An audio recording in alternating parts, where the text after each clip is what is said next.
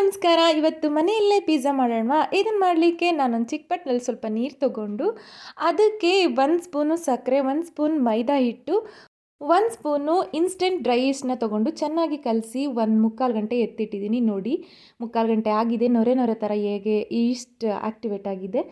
Pizza ಬೇಸಿಗೆ ನಾನಿಲ್ಲಿ ಗೋಧಿ ಹಿಟ್ಟು ತೊಗೊಂಡಿದ್ದೀನಿ.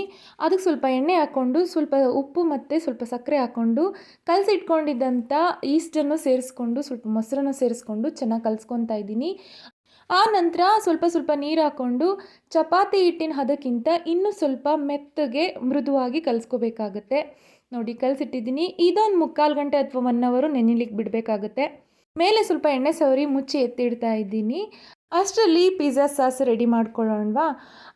ಇದಕ್ಕೆ ನಾನು 3 ಟೊಮೊಟೊ ಮತ್ತು ಸ್ವಲ್ಪ ಬ್ಯಾಡಗಿ ಮೆಣಸಿನ್ಕಾಯಿ ಹಾಕ್ಕೊಂಡು ಚೆನ್ನಾಗಿ ಬೇಯಿಸ್ಕೊತಾ ಇದ್ದೀನಿ. ತಣ್ಣಗಾದ ನಂತರ ಟೊಮೊಟೊ ಸಿಪ್ಪೆ ತೆಗೆದು ಸ್ವಲ್ಪ ಸೋಂಪು ಕಾಳನ್ನು ಹಾಕ್ಕೊಂಡು ಚೆನ್ನಾಗಿ ರುಬ್ಕೊತಾ ಇದ್ದೀನಿ. ರುಬ್ಬಿದ ಮಿಶ್ರಣವನ್ನು ಒಂದು ಬಾಣಲೆಗೆ ಹಾಕ್ಕೊಂಡು ಕುದಿಲಿಕ್ಕಿಟ್ಟು ಸ್ವಲ್ಪ ನೀರನ್ನು ಸೇರಿಸ್ಕೊಂಡು ಕುದಿಸ್ತಾ ಇದ್ದೀನಿ. ಇದಕ್ಕೆ ಸಣ್ಣಗೆ ಹಚ್ಚಿದಂಥ ಬೆಳ್ಳುಳ್ಳಿ, ಶುಂಠಿನೂ ಹಾಕ್ಕೊಂಡು ಸ್ವಲ್ಪ ಸಕ್ಕರೆನೂ ಸೇರಿಸ್ಕೊಂಡು ಚೆನ್ನಾಗಿ ಕುದಿಸ್ತಾ ಇದ್ದೀನಿ.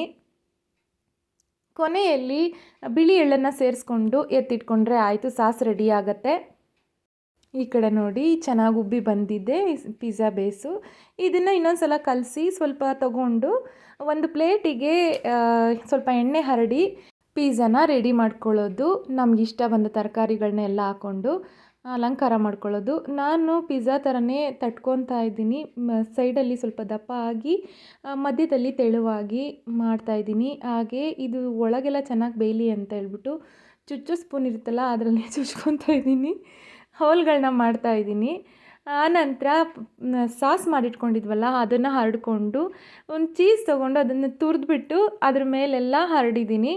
ಹಾಗೆ ಅಲಂಕಾರಕ್ಕೆ ಟೊಮೊಟೊ, ಈರುಳ್ಳಿ ಮತ್ತು ಕ್ಯಾಪ್ಸಿಕಮ್ಮು, ಮುಸ್ಕಿನ ಜೋಳ ಎಳೆದು ಎಲ್ಲನೂ ಹಾಕ್ಕೊಂಡು ಮೇಲೆ ಸ್ವಲ್ಪ ಪೆಪ್ಪರ್ ಪುಡಿನ ಉದುರಿಸ್ಕೊಂಡು ಒಂದು ಕುಕ್ಕರ್ಗೆ ಉಪ್ಪು ಹಾಕಿ ಬಿಸಿ ಮಾಡಿ ಇಟ್ಕೊಂಡಿದ್ದೆ. ಅದರೊಳಗೆ ಇಟ್ಟು ಬಿಸಿ ಮಾಡ್ತಾಯಿದ್ದೀನಿ. ಒಂದು ತೆಕ್ಕೆ ಇಟ್ಟು ಅದ್ರ ಮೇಲೆ ಪಿಜ್ಜಾ ಇಟ್ಟು ಕುಕ್ಕರ್ ಲಿಡ್ ಕ್ಲೋಸ್ ಮಾಡಿ ಬೇಯಿಸ್ತಾ ಇದ್ದೀನಿ. ಒಂದು 10 ನಿಮಿಷ ಸಾಕು. ಇನ್ನೊಂದು ಕಡೆ ದಪ್ಪ ತಳ ಇರೋವಂಥ ಪಡ್ಡು ಪ್ಯಾನನ್ನು ಬಿಸಿ ಮಾಡಿ ಇಟ್ಕೊಂಡಿದ್ದೆ. ಅದಕ್ಕೂ ಇಟ್ಟು ಬೇಯಿಸಿದ್ದೀನಿ. ನೋಡಿ, ಈಗ ತಳಕ್ಕೆ ಒಂದು ಚಾಕು ಹಾಕಿ ಎತ್ತುತ್ತಾ ಇದ್ದೀನಿ. ಎಷ್ಟು ನೀಟಾಗಿ ಬಿಟ್ಕೊಂತು ನೋಡಿ. ಪಿಜ್ಜಾ ರೆಡಿ ಆಯಿತು. ಕಟ್ ಮಾಡಿ ಎಂಜಾಯ್ ಮಾಡೋದು ಅಷ್ಟೇ. ನೀವು ಒಂದು ಸಲ ಟ್ರೈ ಮಾಡಿ. Thank you.